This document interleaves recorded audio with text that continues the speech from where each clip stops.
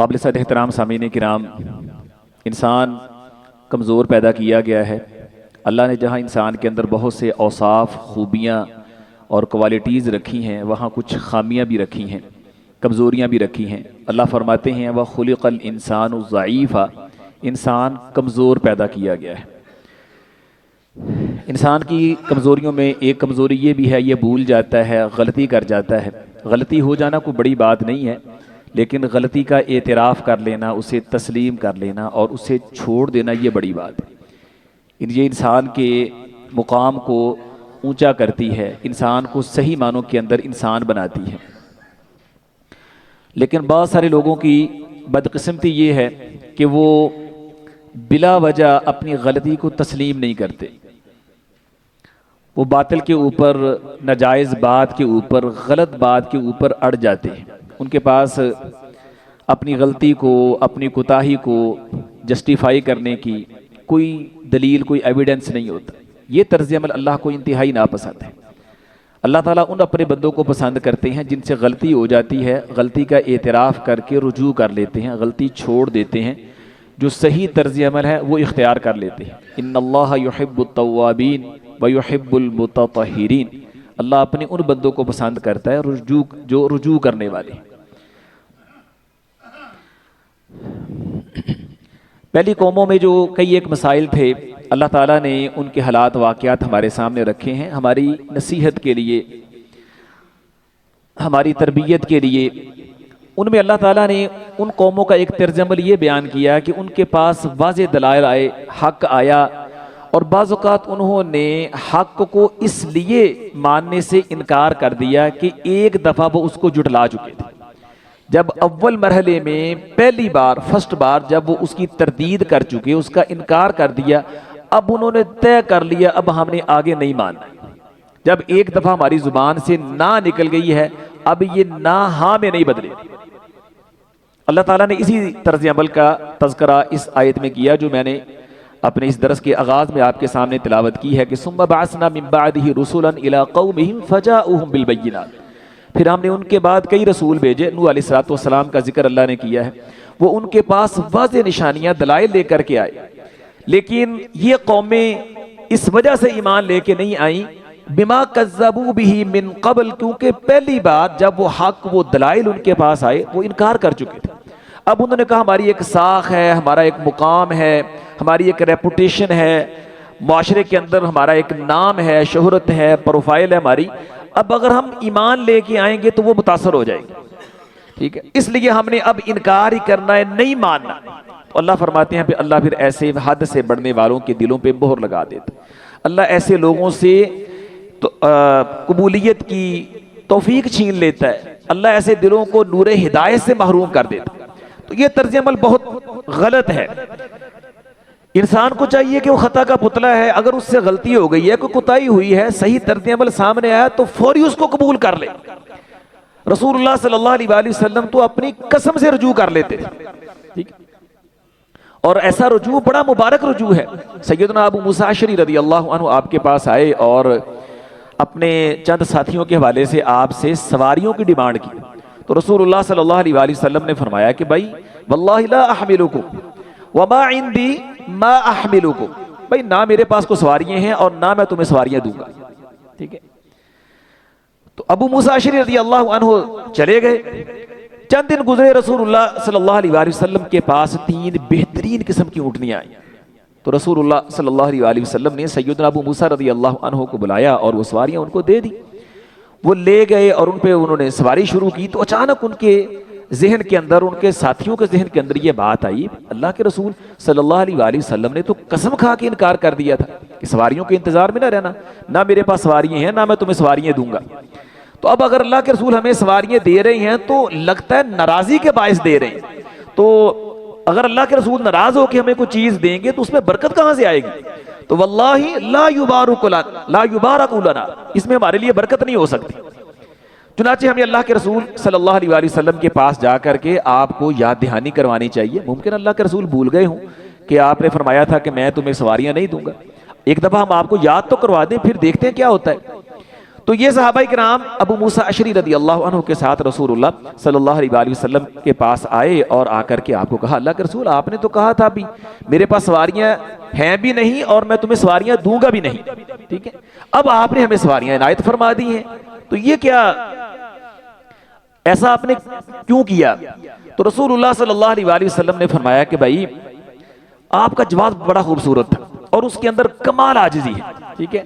تو آپ نے فرمایا ما انا احملتکم بل اللہ حملکم، بھائی میں کون ہوتا ہوں سواریاں دینے والا، یہ اللہ ہی دے رہا ہے، اللہ نے دی ہے میں نے تمہیں دے دی ہے، ٹھیک ہے۔ تو آپ نے یہ نہیں کہا یعنی کہ اپنی کوئی بڑائی نہیں جتائی، حالانکہ آپ استحقاق رکھتے ہیں اپنی بڑائی کو جتانے کا، لیکن اس کے باوجود آپ نے اللہ کی طرف نسبت کیا، اللہ ہی ہر چیز دینے والا ہے، وہ ہمارا خالق مالک ہے، جب اس کی طرف سے فراوانی ہوئی ہے تو میں نے وہ تمہیں اس کے اندر شامل کر لیا۔ فرمایا میں نے تمہیں سواریاں نہیں دی بل اللہ حملکم، اللہ نے تمہیں ان سواریوں پہ سوار کیا ہے، واللہ اللہ کی قسم ہے کہ میں بعض اوقات ایک کام پہ ایک چیز پہ قسم کھا لیتا ہوں کہ میں وہ یہ کام نہیں کروں گا، فرآ غیرہا خیرا منہا، پھر کچھ دیر بعد سمجھ آتی ہے کہ وہ میری قسم درست نہیں ہے، اس سے بہتر آپشن موجود ہے، اس سے بہتر راستہ موجود ہے، تو میں اپنی یعنی اس جو نامناسب بات ہے جو میں پہلے کر چکا ہوں جس کے اندر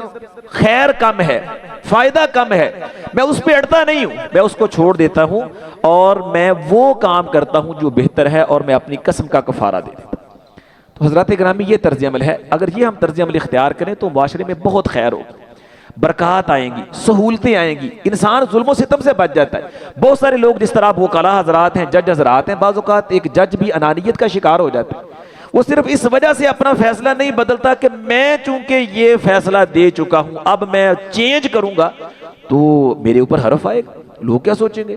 کل اس نے یہ فیصلہ دیا آج اس نے چینج کر دیا، یہ تو یو ٹرن لینے کا ماہر ہے، تو یو ٹرن اس کے نام سے منسوب کر کے گویا وہ اپنی اس کو حد تک اور بےعزتی سمجھتا ہے، اس سمجھتا ہے اس سے عزت کم ہو جائے گی، حالانکہ عزت کم نہیں ہوتی۔ انسان جب اپنی غلطی کا برملا اعتراف کرتا ہے تو اس سے عزت کم نہیں ہوتی، اگر وہ صحیح کام کر رہا ہے خیر خواہی کر رہا ہے تو بہت سے گوشے نکھر جاتے ہیں، آدمی ظلم و ستم سے بچ جاتا ہے، خود انسان اس کے اندر عاجزی آتی ہے، حق کا بول بالا ہوتا ہے، تعلقات کے اندر خوشگواری استحکام آتا ہے، ٹھیک ہے۔ سیدنا عمر رضی اللہ عنہ کی طرف یہ قول منسوب ہے الرجوع الی الحق